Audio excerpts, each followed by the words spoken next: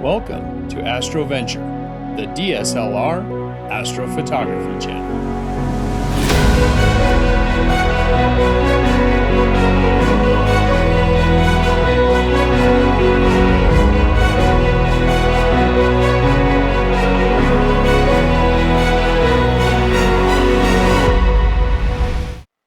Hey there, Astro Ventures. Welcome back. If you're new to this astrophotography channel, my name is George, and this is the astrophotography channel for DSLR, or mirrorless camera bodies combined with the lenses we already own, and a simple star tracker like the SkyGuider Pro. Now, of course, if you're following Astro Venture or you're watching this video, you're obviously into astrophotography and everything that's involved. Today, I wanted to talk about the James Webb Telescope because this week they crossed a absolutely monumental milestone with getting all of the mirrors aligned. Now, if you haven't stayed up with it, let's walk through a few things here and talk about how incredible what the James Webb is doing, and we're not even fully operational yet. Now, this video here that I'm going to play, and this is courtesy of the Goddard Space Center and NASA, it shows here the initial light coming into the 18 hexagonal mirrors of the James Webb Telescope. Now, as you see, what's going on is those are light from, or that is light from the same star reflecting one off of each one of the 18 mirrors. And as they organized these and synced up the light to each one of the mirrors, they then started to adjust the mirrors to bring them into proper alignment to eventually get to a point of focusing.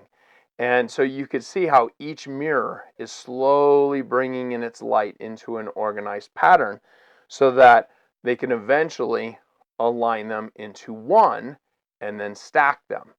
Now, in this next video here, this animation is going to show you exactly that. So here we have the James Webb's telescope, and it shows how the light is reflecting off of each one of the mirrors, and you can see to the side how they're bringing each one of them into alignment until finally they have a singular point of light.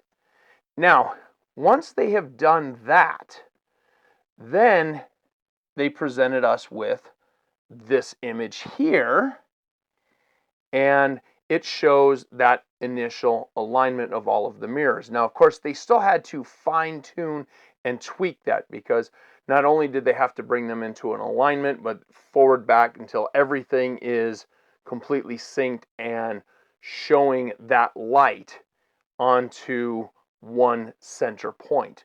And so that was the next stage where they showed us this photo here.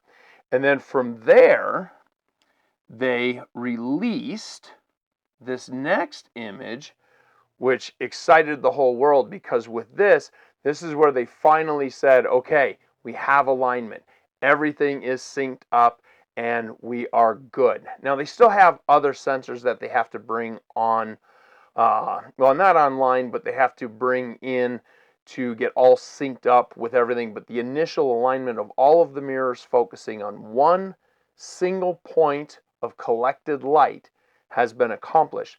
But what's really cool with this photograph is that it's not just the fact that this star is 100 times dimmer than anything that we can see, and it is located in Ursa Major, or the Big Dipper, or in some parts of the world, the Plough. It's not just that this star is visible through the infrared telescope of James Webb, but it's the photobombing that happened behind it. And let me show you here in this image, and I decided to just take a quick 10 minutes and start scouting through and locating all of the galaxies that we're seeing within this image, and that's what each one of these blue dots are. And this was just a quick less than 10 minutes. So as they're figuring about June is when they'll have it fully operational.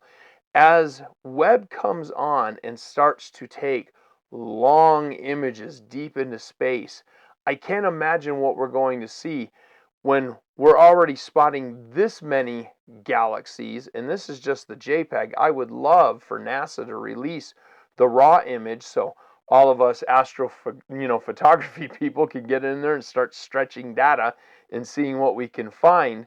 But this is insane. That's 10 minutes of just pixel peeping and locating galaxies.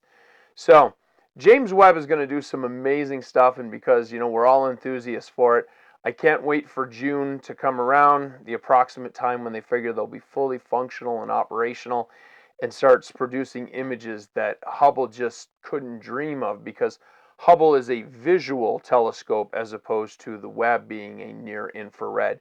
So we're going to see farther than we could ever imagine, and we're going to be able to see through gases and dark clouds that are out in space to reveal things that, again, were never available to us through a visual telescope like Hubble. Well, until next time, I want to wish you all clear skies and uneventful nights. And we'll all stay tuned and keep watching out for the Webb telescope, because I know I want one myself.